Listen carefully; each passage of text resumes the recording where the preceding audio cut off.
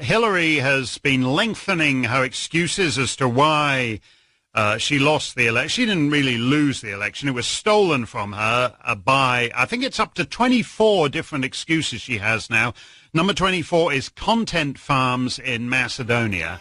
And as I said, my grandfather was a Macedonian content farmer, and we often think about, gathering on the porch and recalling the old days on the Macedonian. He never thought that the old content farmers he left behind in Macedonia would one day steal the U.S. presidential election. They are gnarled, hard-working Macedonian peasants, and the way they were able to reach out and presidential elections in Macedonia are heating up, with the first round being less than a week away, scheduled for Sunday, April 21. Who will win, place, and show? Will the Greeks hover over the elections like some creepy Santa Claus, looking to see who is naughty and who is nice? Or in Macedonia's case, who says north and who says never? It's always and only Macedonia. During the pre-election rally in Probishtip, a malfunction in Stevo Pendarovski's shock collar resulted in the presidential candidate using the word Macedonia instead of North Macedonia on 3 occasions. The Greek agents in attendance were able to replace the device, which sends a brief jolt of electric current through the candidate whenever the standalone word Macedonia is recognized in his speech, without being preceded by the word North, in time for the rally in the neighboring Samokov, so a bigger diplomatic incident was avoided. All that and more, plus our farmers' picks, on this episode of the Macedonian Content Farmers Podcast. I'm Jason Miko, coming to you from the foot of the Catalina Mountains in Oro Valley, Arizona. And this is Cvetin Suleimanov calling in from Skopje, Macedonia. How are you doing, Cvetin? Doing fine. Back from work. Breathing I'm just getting ready to go weather. to work. We're recording this actually on Monday, April 15. We had a few technical difficulties yesterday. Yesterday, of course, was Palm Sunday for most of the Protestant and Catholic world. Next Sunday, the 21st, being Easter for the Catholic and the Protestant world. But in your case, in Macedonia's case, and for the Orthodox world, not only do you have the first round of elections next Sunday, but it's also Palm Sunday. How in the world did I almost said Ali Ahmeti. How in the world did Talat Xhaferi Same difference. exactly get away with scheduling the first round of elections on Palm Sunday in Macedonia? Yeah, in most of the Christendom, it was Palm Sunday yesterday. In the Orthodox world, it was try to find a reliable torrent to download the first episode of Game of Thrones Day. And we celebrate Palm Sunday a week later on the 21st, which is incidentally the first round of elections in Macedonia, and also we call it Imandan, the day when we celebrate the religious feasts usually based on your first name, and for me, Cvetin, Palm Sunday is called the Cvetnici in Macedonia, and it's the day when Christ was showered with flower petals in our version, and with palm branches, I guess, in the Protestant and Catholic version, riding into Jerusalem. So yeah, I'm actually supposed to have. I'm having the usual family feast on that day, and I'm supposed to go vote on the same Sunday. And that's a good excuse for me if I decide to boycott the elections. but I'm most likely going to vote, and barring some major development in the last few days in the first. Well, good. You should.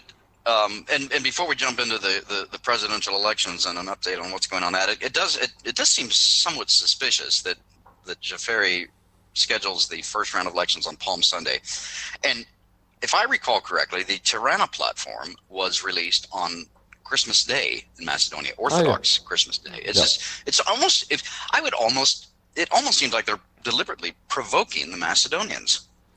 Yeah, I mean, if it was on some day important for Albanians, or God forbid, if they would be asked to have general elections at this time of the year when most of the Albanian diaspora is not in the country and therefore unavailable to vote, there would be hell to pay. But they can just schedule elections on a major Christian holiday, and nobody bats an eye. Well, be that as it may, yeah. Well, we have elections next week in Macedonia, so the candidates I see, if I'm following the news, I'm following this from afar. You're there. Seem to be doing the rallies, the meetings, as they call them, all across the country. What can you tell our listeners who may not be up to speed on what's going on in terms of the presidential race? What's the latest? What's the mood? What's the feeling there? Well, the latest is the major rallies ahead of the first round of voting. Vimera did theirs on Saturday afternoon, and the SDSM had their rally on Sunday. They were both held in Skopje. Vimera held theirs in front of the government building. It was a well-attended, a mass event. They had Durlovski, that was the most notable moment, singing the Macedonian national anthem. Wow, that must have been powerful.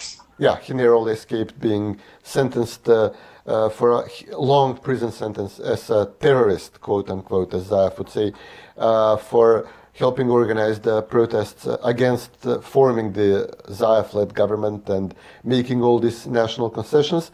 Durlovski was rumored for a long time that he's probably the best, the most likely Vimera candidate, for presidential candidate. That his trial was not finished before the nomination process, so Vimera had the option of nominating a person who could very likely be sentenced for terrorism as their presidential candidate.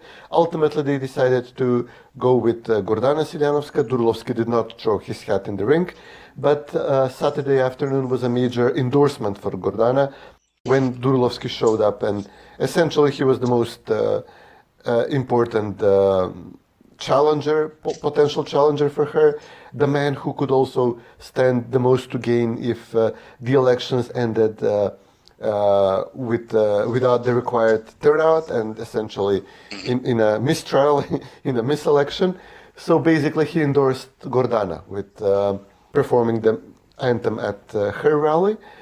And it was a positive, it was a powerful event.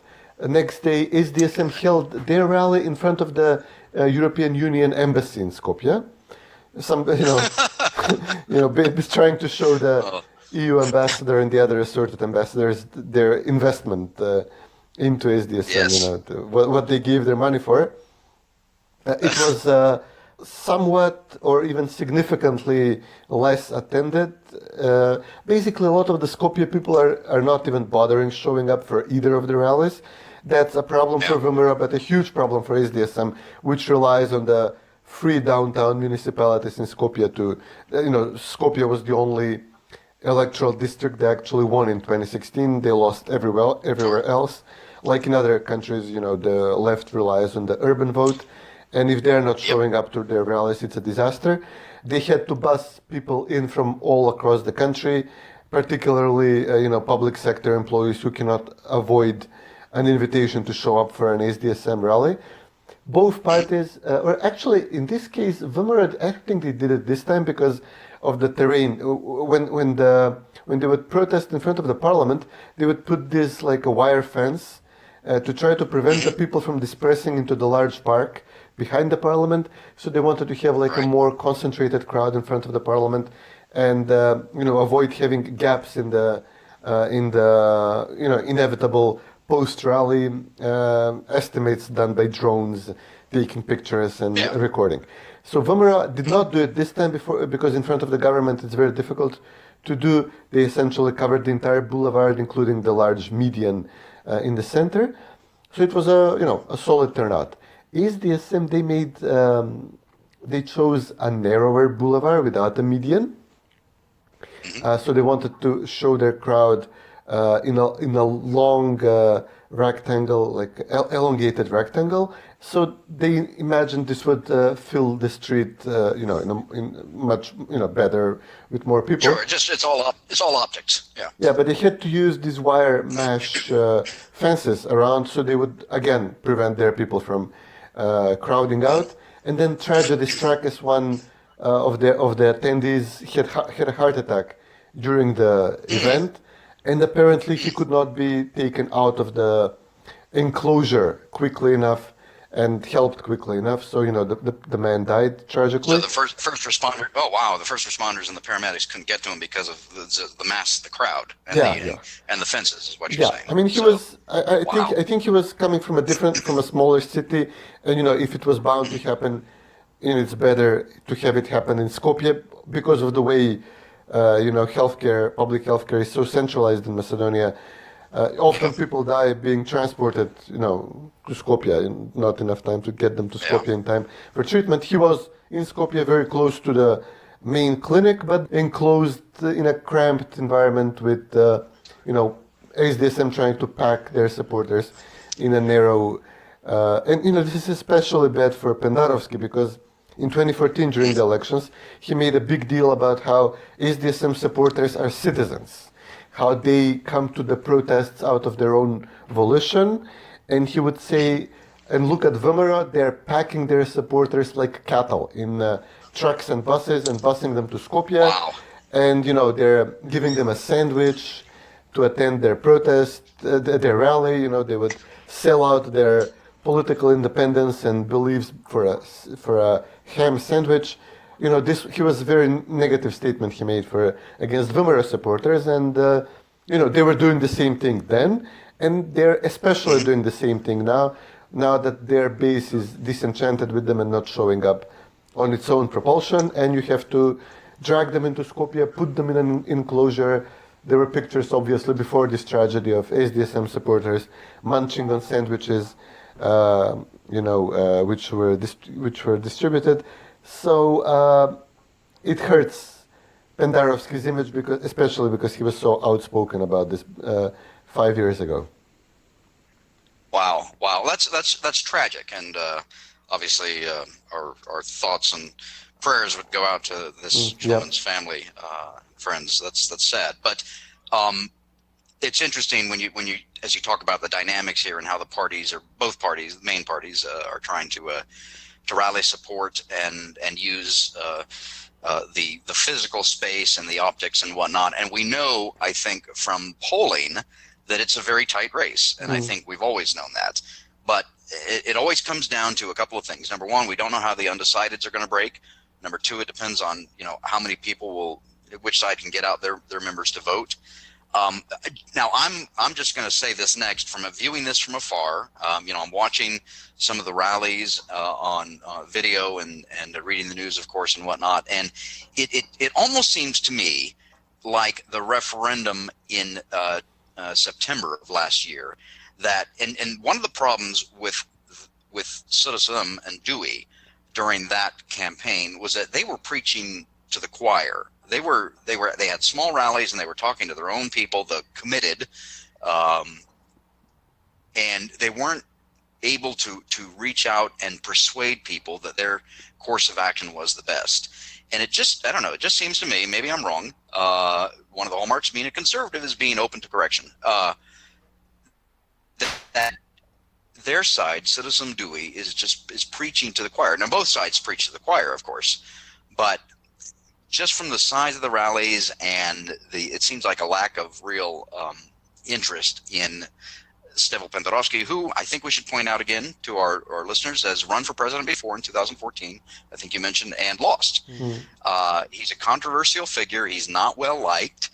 He's not very telegenic, photogenic, not very good he's not a people person, let's say. Yeah. Now, Gordana, the Vomero candidate, is a law professor. She's in her 60s, I think. Is that correct? Yeah, mid to late 60s. Okay. Yeah. She. I'll tell you, one thing that endears me to her is that she was encouraged early on in the campaign to go get a new wardrobe, and she said, "No, this is me. This is who I am. This is the way I'm going to campaign." I like that. That's refreshingly authentic. And of course, we haven't even talked about the third. There is a third candidate for president, supported by the Alliance of Albanians in Besa, Bleri Mreka, I believe. Yep. And what do you hear or anything? Do you hear anything about Mr. Reka's candidacy? Well, he's going the usual route for an Albanian candidate, like Imer Salmani did. He would send out statements that he's inviting Macedonians to vote for him as well. And then inevitably some journalists will go out and say, point out to some statement by Reka in the Macedonian language media or Macedonian language debate, saying that, the Prespav Treaty was a difficult pill to swallow. So, he's nominally, you could even perceive him as even more sympathetic to Macedonian angst on national issues, on this loss of sovereignty than Pendarovski, which is noticeable for an Albanian candidate. So somebody would come out and, say, well, is this the time when Macedonians will vote for an Albanian candidate, etc. But this inevitably then peters out as election progresses, when some statement he would make to an Albanian media outlet comes out in focus. So far he hasn't done this, but it's inevitable. It might not even happen before the first round of elections, after which he'll be out, because he's not seen as much of a candidate, a competitive candidate. Imer Salmani was considered a competitive candidate for an Albanian in the 2009 elections, but he was making the same statements, same angle, but then afterwards he was reportedly went off the deep end in political Islam issues. Then he rolled back, but every Albanian candidate for this role inevitably goes to this stage. Reka noticeably, his slogan is "I'm a Republican." He is trying to evoke the mantle of republicanism. I don't know if this is some kind of Republican small R, not the Republican Party. I think they're trying to make some kind of like an outreach to American republicanism, because Albanians always try to show off American political connections they have. But for Reka, this is also a way to avoid mentioning the word Macedonia, because he says, I'm running for the president of the Republic, not even of North Macedonia or Macedonia. So basically both Pendarovski and Reka are avoiding using the name of the country. While Gordana she's saying Macedonia. She's saying president of Macedonia, and her slogan is Justice for Macedonia. Absolutely. Pendarovski says Together Forward, and he has the rip-off Hillary Clinton arrow pointing to the right as his slogan. But he's avoiding the name Macedonia. Together Forward, well, I mean, so Together Forward is his slogan, and that's what Zoran Zaev said the other week, that Stevo Pendarovski is the anchor that will pull us forward. Yeah. But he's campaigning for president of the Republic. Yeah, and Reka is campaigning. He wouldn't mention the country he is campaigning for. He would just say the Republic. And then, there is Ali Ahmeti, who is holding pre-election rallies. He nominally supports Pendarovski as his presidential candidate, but he would not mention Pendarovski during his rallies. He does not talk about him. He does not go to his rallies. They delegated Buja Osmani to speak at this SDSM rally in Skopje. They had very few Albanian flags, almost none. So basically, before the Macedonian crowds, they would say it's a Macedonian candidate running in Macedonian, but then in the separate DUI rallies, they would not discuss Pendarovski as a candidate, especially as he was a spokesman for the Interior Ministry. Pendarovski is a policeman primarily, and he was spokesman for the Interior Ministry during the 2001 war. And Albanian politicians easily found statements, normal statements a police spokesman would make during a conflict, an insurgency. He would say, we're going to destroy them, we're going to kill them, the insurgents, etc. And obviously Albanians are now saying, well, look, he said he's going to kill our people, our fighters. They're misconstruing it to mean he's going to kill our civilians. Some civilians were killed, Albanian civilians and Macedonian, of course, during the insurgency. And so Ahmeti is avoiding mentioning the person who was the spokesman of the police Ahmeti was shooting at, and he's talking about what he will deliver for the Albanians if Pendarovski is elected, not praising Pendarovski as such. Right. Interesting. Wow, that's some good background there, and I actually forgot about that about Stevo's role back then. Now, speaking of Stevo, I think it is. I do want to mention this because I saw this quote and it really kind of chapped my hide, so to speak.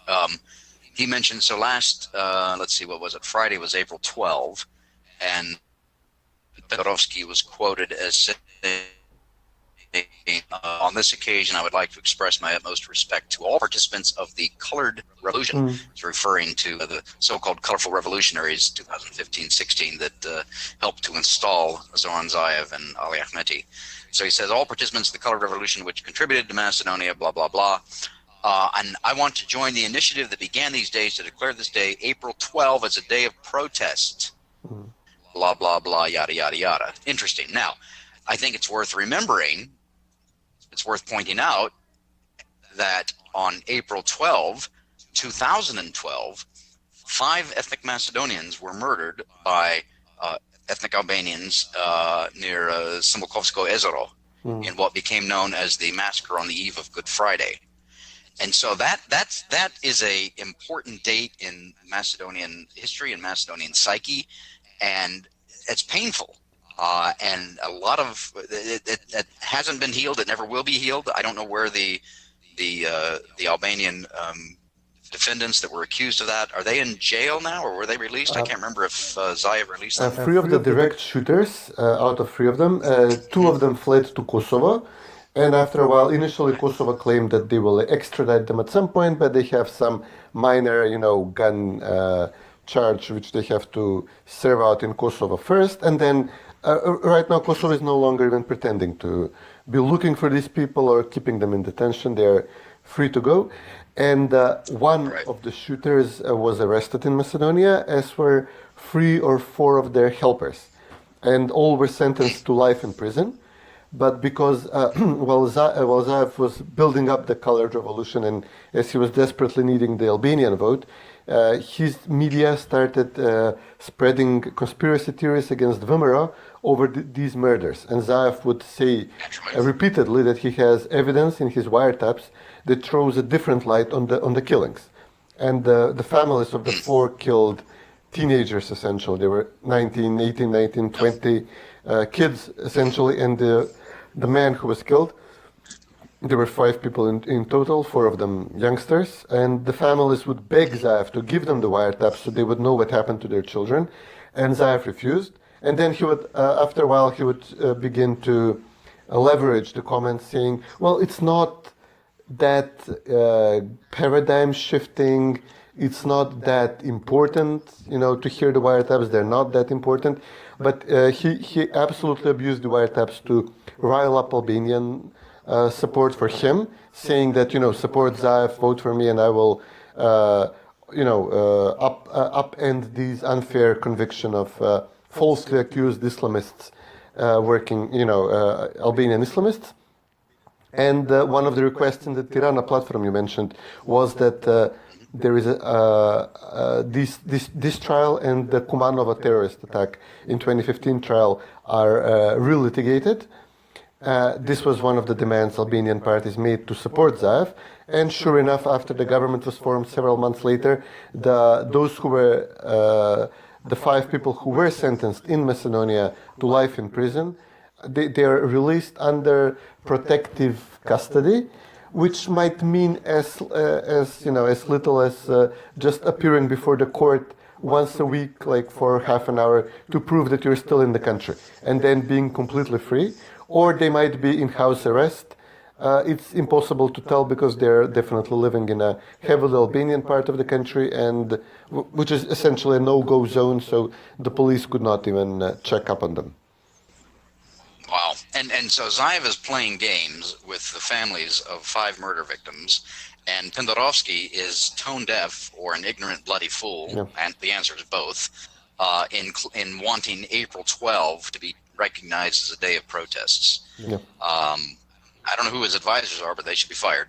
Yeah, we were on the verge of a civil war again in 2012 during this attack, and it was only due to a quick police reaction that the culprits were arrested and the public was assured that there will be justice. And now, this is completely falling apart, and essentially, it gives a message to Macedonians that Albanians will not be held responsible even for the most heinous acts of murder and massacre. And after Ahmeti, after Smilkovsko Jezero, after the Kumanov attack, after the Sazdo killing of a football fan in the early months of Zaev's term in office. So basically Albanians can act with impunity. This morning there was a machine gun attack at a bank in a largely Albanian part of Skopje. They wounded the guard. They almost killed reportedly they were shooting at the glass window of the bank to a robbery or robbery. They robbed. It's the NLB bank. So they stole a bunch of money and they fled. Clearly, Albanian attackers. This is. There are no active Macedonian gangs of this kind. These are definitely former UÇK Albanian guerrillas doing what they, the only thing they can do, waving machine guns and robbing people. Yes, well, on that, that's interesting.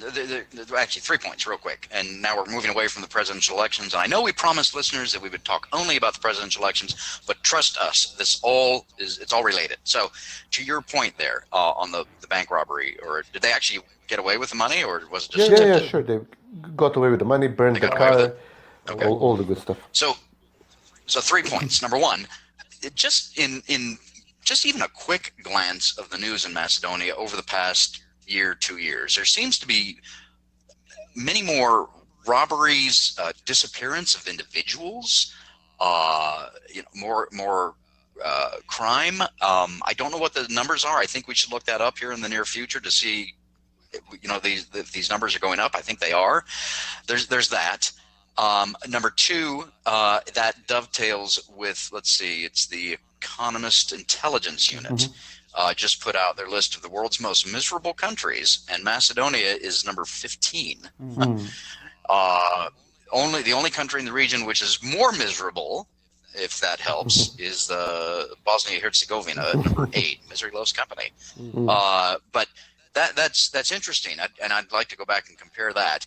And then the third point I wanted to make, you're talking about how it seems, and it's true, that a lot of the Albanians seem to get away with stuff. And the number one case study in all of this, of course, is 2001, where Ali Ahmeti and the leadership of the so-called NLA were pardoned for all of the crimes they committed. And Ali Ahmeti is responsible for the murder of hundreds of people in Macedonia. And not only has he never been charged, but he's in a position of power. And today he's threatening President Ivanov for even thinking about giving pardons at the end of his term, which will be in a couple of weeks.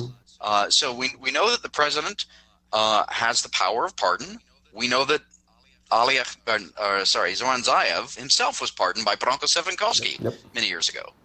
And Ali Ahmeti received de facto pardons from the government of Macedonia, from the international community, from everybody. And yet he has the audacity to threaten President Ivanov for exercising his constitutional role as commander-in-chief and president of the Republic of Macedonia to issue pardons. And it just it just continues. And people wonder why there is, and fortunately there's not a great deal of ethnic tension, but there is ethnic tension in Macedonia because it seems that one side is treated differently than the other side. And in this case, with what we're talking about, Macedonia's minority Albanians seem to literally get away with murder. Yeah. If you give a get-out-of-jail-free card to an entire ethnic community because their votes are so valuable and important to the government, inevitably you encourage more bad behavior, like the bank robbery today, like beatings and killings, like forced. There is obviously Macedonian flight out of majority Albanian districts because of the overall way in which life functions in these parts. It's no picnic for Albanians either. They're also targets of racketeering and murder, etc. But obviously, when it comes from your own, it's one level of endangerment than when it comes from another ethnic group which is targeting you because of your ethnicity and religion. And this is going to continue to get worse and worse. Well, yeah, and I think it's worth saying that, obviously the majority of Macedonia's minority Albanians are decent, good, hardworking people. They just want to, make a living, earn money, take care of their kids, put their kids through school, take a vacation a couple times a year, something like that. And yet their leadership is the one that looks down on them and says, basically what the leadership of Macedonia's Albanians looks down on their own constituents and says, you're too stupid. We're, vote for us. We're going to be in power to give you stuff, which is a very condescending attitude. But sadly they vote for their commanders in Kosovo and in Macedonia. They keep voting for the militant wings. They never vote for anything else. Yeah, that's true. Well, maybe that's just human nature. And it will be interesting to see how, even though that Dewey and Citizen are in a loose coalition for Stevo Pendarovski, it will be interesting to see how the vote breaks amongst the Albanians. And we'll have our first news on that late on the 21st, during the first round. Yeah, it will be. We're close. It's put up or shut up time. We have the polls in which Pendarovski is in a slight lead ahead of Siljanovska, with a large percentage of people who would not declare themselves, who would say, I'm voting, but they would not declare themselves, I'm voting for this or that candidate. This number almost... They're undecided. Yeah, they're this number, or scared to declare themselves, which is, a code word for opposition supporters.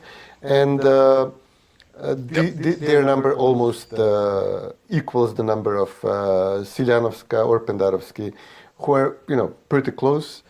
So there is definitely a lot of likely voters who can swing the election this way or the other. Siljanovska is tailor-made as a former colored revolution activist at the start of the revolution, and critic of the Gruevski government. She's tailor-made not to offend SDSM supporters, not to, encourage a large turnout in SDSM against her. So if VMRO ran a proper VMRO candidate, they would have energized the SDSM base. Siljanovska is genetically engineered not to encourage the SDSM base, so we could expect a lot of disappointed, dejected colored revolution supporters to sit this one out. And some of the VMRO ads are actually directly targeting these people. They would show like a few youths covered with paint and looking disappointed around the table and saying, well, we protested, but it was for nothing, our side, lied to us or something.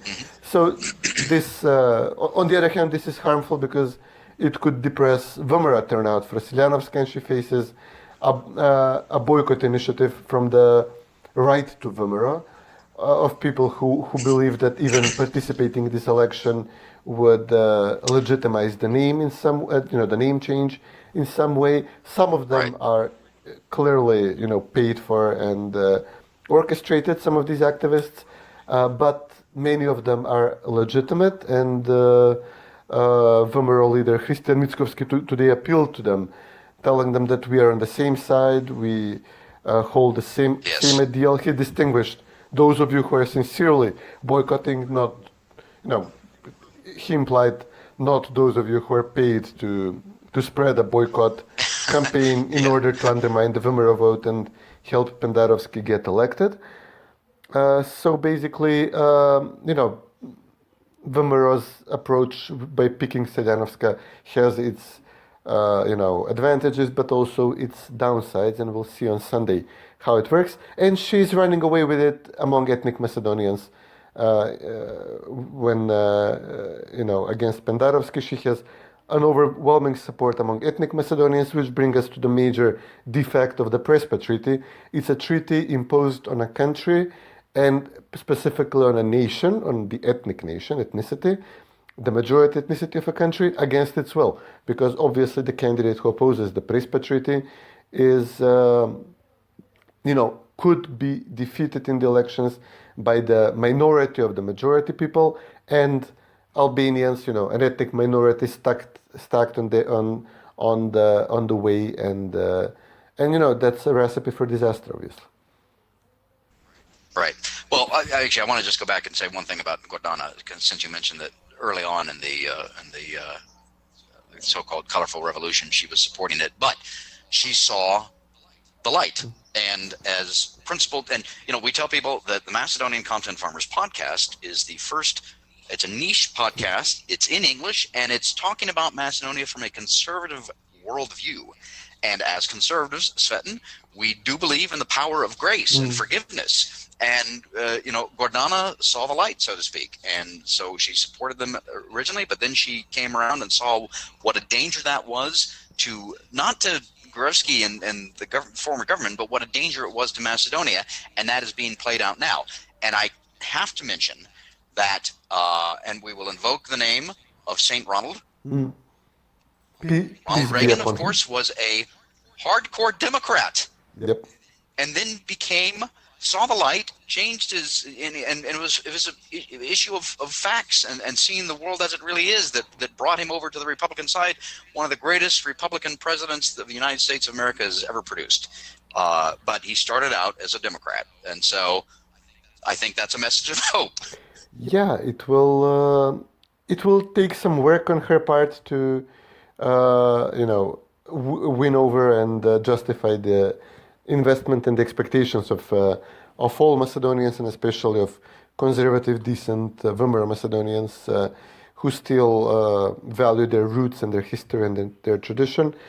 And otherwise, it's game over. If it doesn't work, it's game over for the country, because we're in the Balkans. Nature abhors a vacuum everywhere, especially here.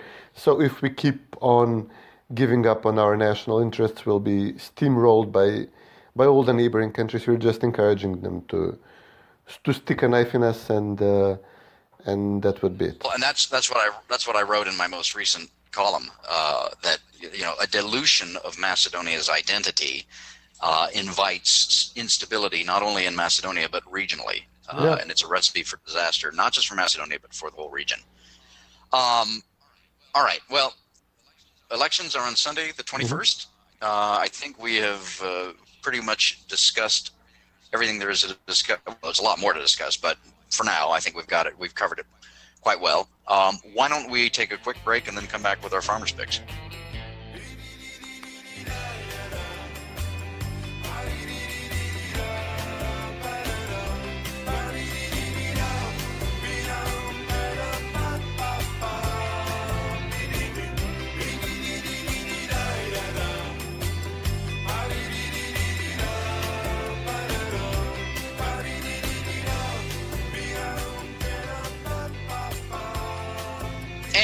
Welcome back to the Macedonian Content Farmers Podcast. Jason and Cvetin talking about all things Macedonia. In this case, the presidential elections, first round April 21. But right now it's time for our farmers' picks. Cvetin, what have you got? Okay, I'm going to go with a bit of culture here. And again, politics heavily interwoven in the cultural part. There is, it's pretty popular, growing in popularity. There is like a TV show here, which it's called Prespav.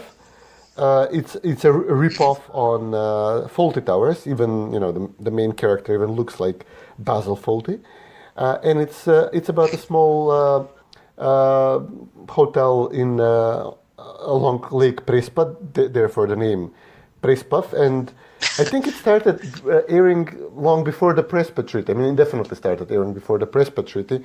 So maybe they had foreknowledge that the treasonous act will be signed on Lake Prespa. Either way, the name works for them. Now that the Prespa Treaty is the most often repeated document in our history, after the Bucharest Treaty and then after the Ohrid Treaty. Oh, yeah. So it's an EU-funded project, so basically we do not have independent TV development in this country, separate from the vast operation of brainwashing operation which was put in place to get us to Prespa. It was given to a talented director, I must admit, but a person who comes so far from the left. His father is one of the main supporters of SDSM. He was spokesman for Branko Crvenkovski, for President Crvenkovski. Both father and son were involved in one of the major corruption scandals of Crvenkovski's era, when he was found to be giving money directly. Literally half of the budget of the office of the president to the company founded by the son of his PR guy, and the money were then, rolled over in the SDSM party.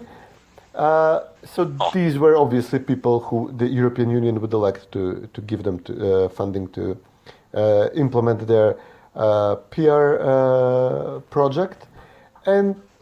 But of course. And we have, if you look at the characters, there is one Macedonian, an actor in the show, Vlado Jovanovski, who was then tried and almost sentenced, pardoned eventually for the April 2017 incident in the parliament. He was tried as a terrorist, and he's the Macedonian guy who would, tap the brakes from time to time when, the brothers are trying to sell the hotel to Greeks, or at one point try to rename the hotel in homage of the name issue, and he would tell them, no, there is tradition, there is value in this, there is family in this, etc. But then he's also portrayed as a drunkard, was removed from the show because, he was put in prison.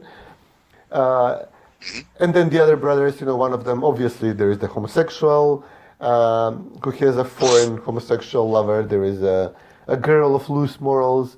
There are several Albanians who handle all the money in the show and who are the cultured and worldly people, while the Macedonians are drunkards or homosexuals in the show, or helpless romantics, etc. And there is, of course, a lot of it was conceived in the Vomero times, and there is visibly candidates, characters meant to represent government corruption, focused in Vomero. The episodes would respond to some incident which SDSM would raise as a casus belli against Vomero, but obviously now that their party is in power, they're losing much of their edge. So I'm curious to see how they will develop, and if they will be allowed to criticize the Zaev government, and obviously, spoiler alert, they will not be allowed to. Yes. Well, I don't think we'll put a link to that one. Yeah, maybe it's the catchy tune they have. Well, I'll tell you what, Cvetin, I like ending this podcast with something positive. And I've been focusing for the last number of podcasts on tourism because Macedonia just has so much to offer. And I do think we should do a separate total tourism podcast, since we're getting close to we're in mid-spring now. Summer's on the way, and people are thinking about traveling for the summer. Let's do a special podcast just on tourism. But My Farmer's Pick is another one of these blogs that random citizens do. This one is called David's Been Here.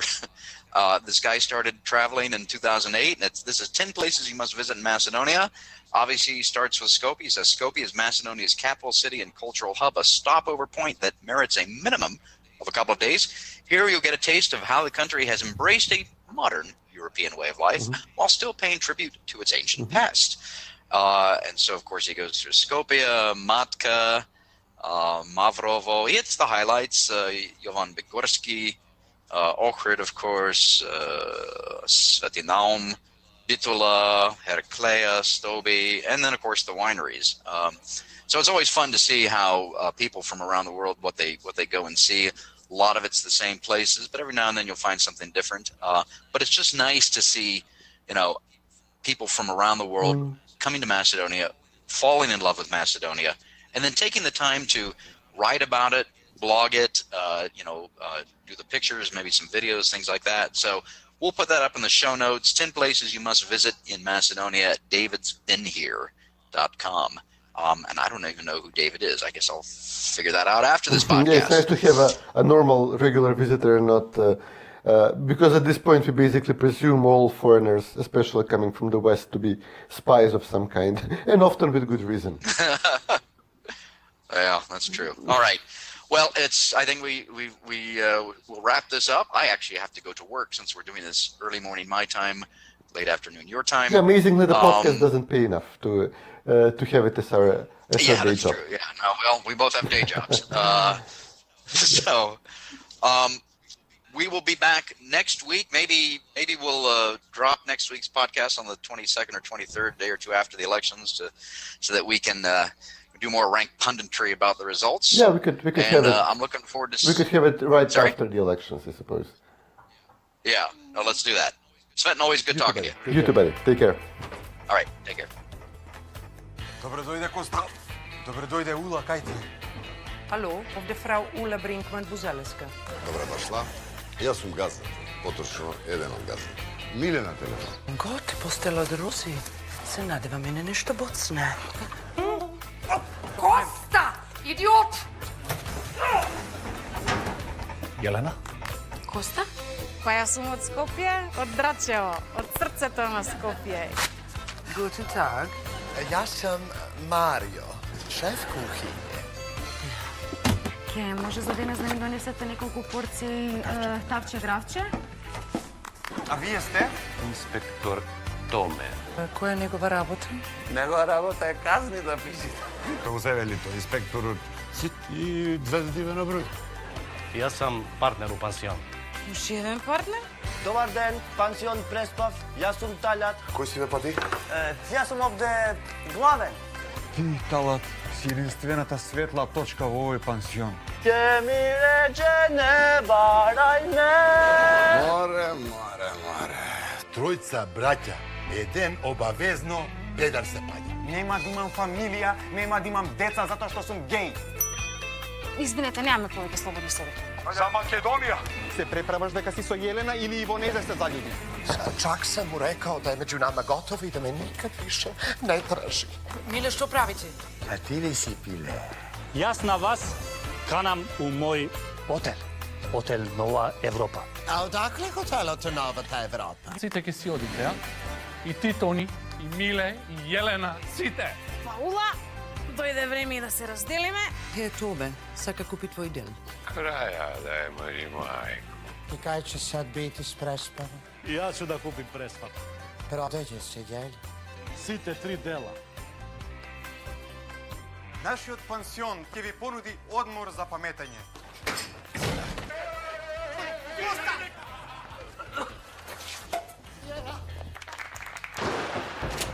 Преспав никогаш нема да биде нормален пансион заради нас, затоа што ние не сме нормална фамилија.